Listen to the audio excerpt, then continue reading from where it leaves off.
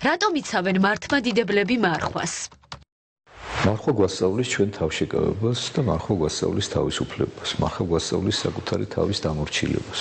ძალისხმევას გვასწავლის, როგორ უნდა გამოვიჩინოთ საკუთარ თავზე. საერთოდ ყველაფერი დადებითი და ყველაფერი კარგი მიიღწევა საკუთარ თავზე ძალიან დიდი ძალისხმევის შედეგად. ანუ მარხვა ჩვენ გვასწავლის ვაკეთოთ ის, რაც არ აქვს სიამოვნებს, არამედ რაც ჩვენთვის სასარგებლო იქნება.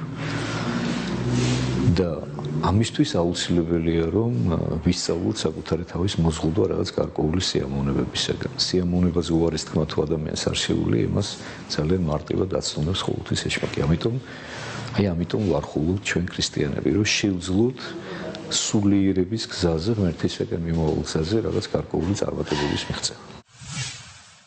დასაშვებია თუ არა მარხვაში სამარხვა, მაგრამ განსაკუთრებული გემოვნური თვისებების მქონე საკვების მიღება. მაგალითად სამარხვა ყველის, კარაქის, ტორტების და მსგავსი პროდუქტების. ადამიანი უნდა იყოს გულწრფელი. უპირველეს ყოვლისა საკუთარ თავთან, შესაბამისად უფალთან და საერთოდ ზოგადად ქრისტიანულ ცხოვრებაში.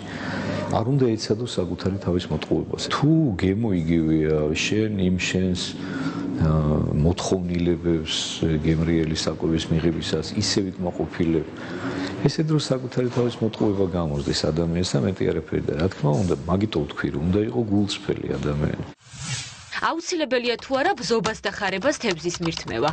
რაც შეეხება ბზობას და ხარებას, რომელიც ყოველთვის დიდ მარხვაში უწევს და ყოველთვის დიდ მარხვაში არის მოქცეული, ესეთ შემთხვევაში ბზობას და ხარებას ნებადართული არის თევზის მირთმევა.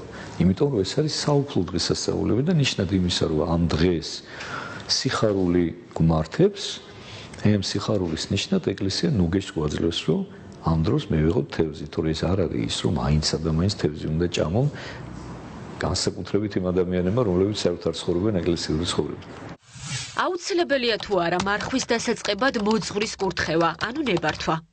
მოძღვრისაგან კურთხევა მარხვის დაწყებაზე არ არის აუცილებელი, თუ შენ მართლმადიდებელ ქრისტიანად თვლი თავს და ეკლესიას განუკუთვნებს საკუთარ თავს, არანაირი აუცილებლობა არ არის კურთხევა აიღო, იმიტომ რომ მარხვა გეხება შენს როგორც ნებისმიერ ეკლესიის წევრს და როცა ეკლესია მარხვას აცხადებს, შენც უნდა დაეწყო მარხვა. კურთხევის აღება გჭირდება იმ შემთხვევაში, თუ კი გინდა რომ მან შეღავათი ითხოვო, შენი რაღაცა ჯანმრთელობის მდგომარეობიდან გამომდინარე, ან რაღაცა გულმოდგინება გაწუხებს და გინდა რომ თქვა რაღაცა გაიმკაცრო მარხვა. ესეთ შემთხვევაში რასაკვირველია, მოძღვრის მეთვალყურეობის ქვეშ უნდა მოხდეს ეს ყველაფერი და მოძღვარმა უნდა მოქცეს კურთხევა ამაზე, რომ იქ რაღაცა ცოტა სხვაგან არ გაგექცეს შენი სულიერი სადავეები.